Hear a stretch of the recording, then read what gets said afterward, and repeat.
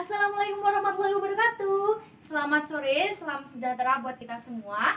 Perkenalkan, nama saya Kundria. Saya dari Prodi Akuntansi Universitas AKI dengan nomor NIM 122190009. Nah, di sini saya akan mempresentasikan hasil uji analisis saya yang saya dapatkan dari form Google, di mana form itu saya sebar ke WA dan status-status untuk diuji dengan 30 orang gitu ya. Nah, di sini saya akan mempresentasikan hasilnya dan bagaimana caranya menguji itu sampai di kesimpulan gini ya. Karena sebelumnya mohon maaf karena saya tidak menggunakan PowerPoint dikarenakan tidak ada LCD di rumah dan saya tidak bisa menggunakan Google Zoom karena memang sinyalnya di rumah itu agak kurang bagus gitu ya. Oke, terima kasih. Saya langsung mulai aja. Oke, di sini ini anggap aja ini sebagai PPT gitu ya. Nah, di sini judul analisis, saya mengambil analisis dengan judul perbandingan rata-rata jam mandi laki-laki dengan perempuan.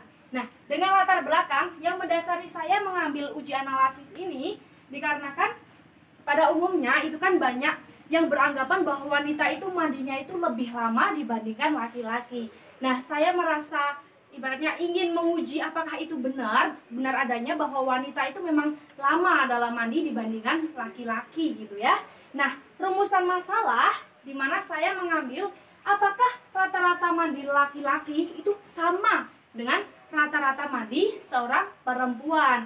Nah, di sini hasil datanya, data sumber analisis saya dapatkan dari 30 anak di mana terdapat dari 15 anak perempuan dan laki-laki. Di sini seperti yang tertera bahwasanya di laki-laki ini saya ambil contoh, saya bacakan 3 gitu ya. Yang pertama itu ada namanya Rizal. Rizal itu seorang laki-laki, dia kalau mandi katanya menurut hasil uji saya itu 10 menit durasinya. Nah, di paling bawah lagi ada si Joko. Nah, si Joko ini rata-rata mandi setelah mengikuti hasil uji analisis yang saya sebarkan, dia mandinya itu rata-rata 7 menit per hari. Nah, sedangkan si wanita atau perempuan, saya bacakan dari Indah aja ya. Indah dia mandinya rata-rata itu tuh 7 menit dalam satu hari gitu ya. Maksudnya dalam sekali mandi dia membutuhkan waktu 7 menit. Nah, terus yang kedua ada Vivi. Nah, Vivi ini dia mandi dalam satu kali mandi itu memakan waktu 15 menit. Nah, di sini saya menggunakan uji variansi atau uji F, di mana nanti di penghitungannya seperti yang tertera di papan sebelah kanan. Di sini kan ada pengolahan data gitu ya. Nah, kakak jelaskan dulu bahwasanya di data sumber ini kalau kita mau menghitung, yang harus kita lakukan itu pertama adalah menjumlah, karena dalam menghitung uji analisis variansi itu bisa dilakukan dengan manual ataupun juga bisa digunakan melalui Excel. Nah, di sini kakak pertama menggunakan manual dan kakak perhitungkan lagi di Excel, terus hasilnya harus disamakan gitu ya. Mohon maaf ini tulisannya karena terlalu kecil berhubung memang papan kakak yang tersedia cuma segini, papan saya maksudnya ya. Nah, di sini langkah awal untuk kita menentukan pengolahan data, kita harus menjumlahkan sumber data awal gitu ya. Sumber data awal ini saya dapat 30 dari sumber analisis saya yang saya sebar, yang seperti saya sampaikan tadi. Di mana jumlah laki-laki saya jumlahkan, yang di sini saya dapat total 121. Nah, selanjutnya data dari perempuan saya ambil di sini sudah saya jumlahkan 151 gitu ya. Nah, terus hasil ini nanti kita jumlahkan lagi untuk penghitungan dalam JKT, JKP dan JKS. Nah, di sini setelah saya jumlahkan antara laki-laki dan perempuan, total menitnya itu tertera 273. Nah, langkah kedua kita harus mengalihkan, dikuadratkan semua jadi banyak gitu ya. Nah, ini kakak jelaskan selanjutnya setelah kakak menghitung ini ya. Karena dalam penghitungan uji variansi atau uji V, yang pertama kita harus menentukan HO-nya dulu. Di mana HO ini rata-rata mandi sama dengan tidak ada pengaruh. Tidak ada pengaruh jenis kelamin terhadap waktu mandi gitu ya. Nah, terus langkah kedua, kita harus mencari HI-nya. Nah, HI itu sama dengan tidak semua F1 atau sama atau ada pengaruh dari jenis kelamin terhadap waktu mandi gitu ya. Nah, setelah itu langkah ketiganya kita menentukan tingkat signifikan, di mana signifikan dilambangkan dengan simbol ini. Terus kalau kakak ambilnya 5% gitu ya, 5% berarti kalau diibaratkan dibuat desimal itu kan berujung 0,05 gitu ya. Nah setelah ini kita harus menentukan daerah kritis gitu ya. Nah daerah kritis ini dimana variabel ini didapat dari signifikan K-1 dan N1 min K gitu ya, sama dengan frekuensi dimana 5% dikalikan 1,31. Nah, di sini didapatkan bahwa hasilnya itu 4,16, teman-teman. Nah, 4,16 ini dinamakan HO ditolak jika frekuensi X lebih besar dari 4,61. Jadi, 4,61 ini nantinya sebagai patokan. Apakah nanti ini ditolak atau diterima? Yang maksud ditolak sama diterima itu dari hasil judul kakak gitu ya. Karena judul kakak ini analisis perbandingan rata-rata jam mandi laki-laki dengan perempuan. Nah, di mana rumusan masalahnya kita ambil sebagai apakah rata-rata lamanya mandi laki-laki sama dengan lamanya mandi perempuan. Nah, kalau misalnya ditolak berarti tidak sama gitu ya, teman-teman. Nah, kalau diterima berarti sama gitu ya. Nah, tolak ukurnya untuk mengetahui diterima atau ditolak, kita pakainya dari penentuan daerah kritis. Di mana di sini kakak sudah menghitung senilai 4,16 gitu ya.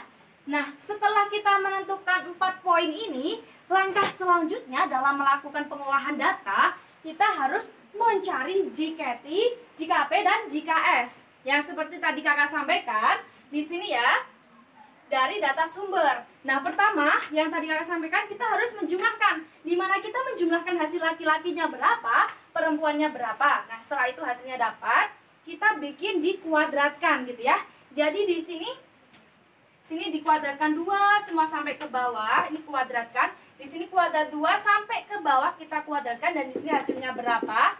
Nah, hasilnya berapa ininya totalnya kita juga kuadratkan, teman-teman.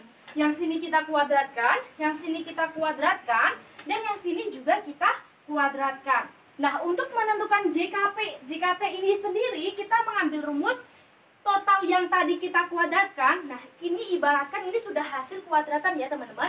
10 kuadrat kan 100, ibaratnya ini sudah dikuadratkan gitu ya. Kakak sampaikan ini ibaratnya sudah dikuadratkan gitu ya. Nah, kita jumlahkan hasil ini, hasil kuadrat tadi kita jumlahkan. Setelah kita jumlahkan, kita kurangkan dengan hasil kuadrat ini. Nah, setelah kita kurangkan, langsung kita bagi. Dimana bagi itu dari jumlah datanya itu ada berapa gitu ya. Kalau datanya ada 50 berarti kita bagi 50. Kalau datanya 20 berarti kita bagi 20. Nah, kalau datanya 100 juga kita harus bagi 100. Nah, di sini kakak mengambil data, kakak punya data nih 30. Berarti hasilnya nanti dibagi 30. Nah, setelah dibagi 30 adalah ini kita dapatnya ini.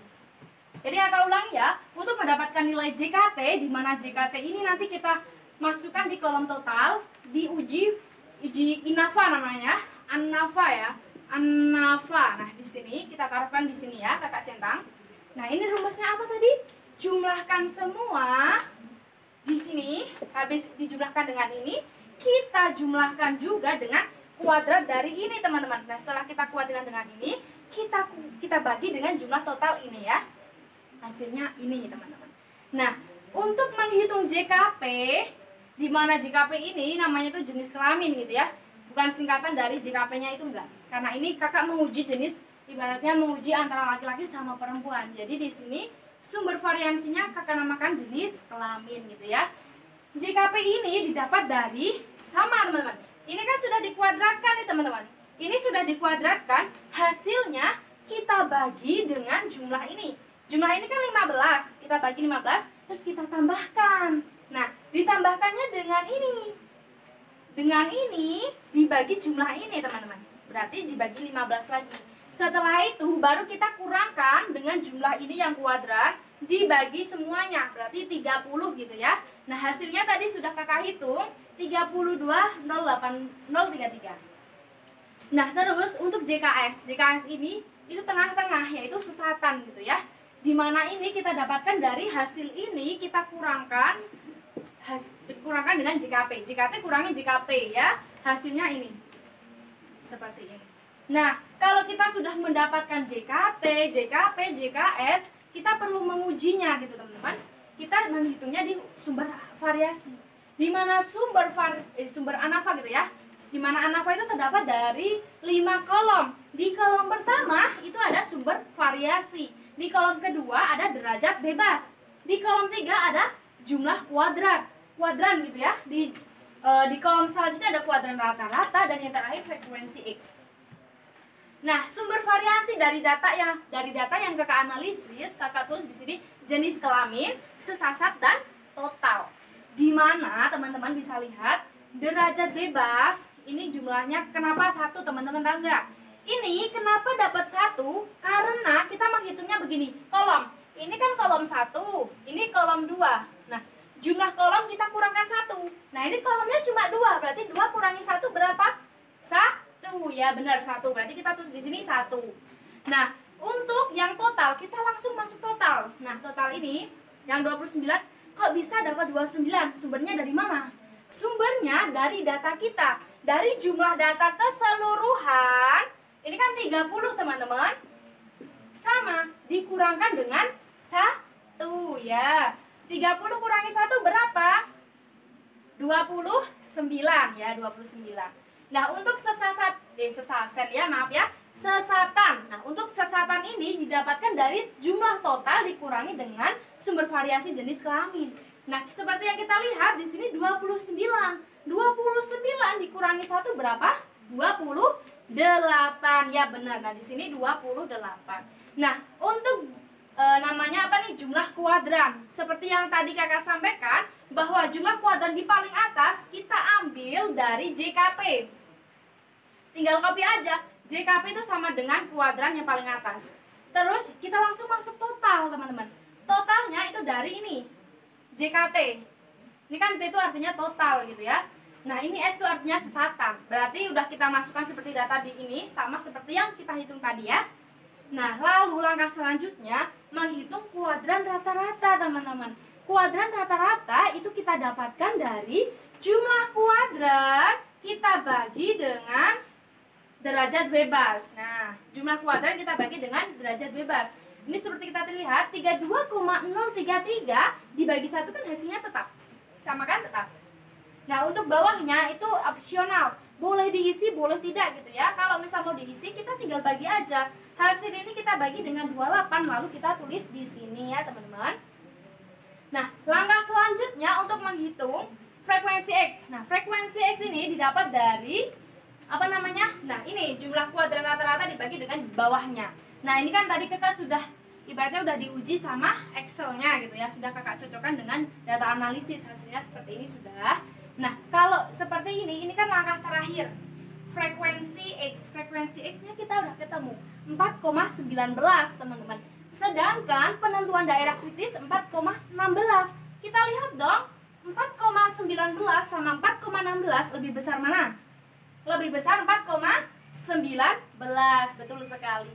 Jadi otomatis kesimpulannya bahwa sehingga ini kan frekuensi X-nya itu lebih besar dari 16, lebih besar dari 4,16. Sedangkan ketentuannya jika HO ditolak itu Fx lebih besar dari 4,6.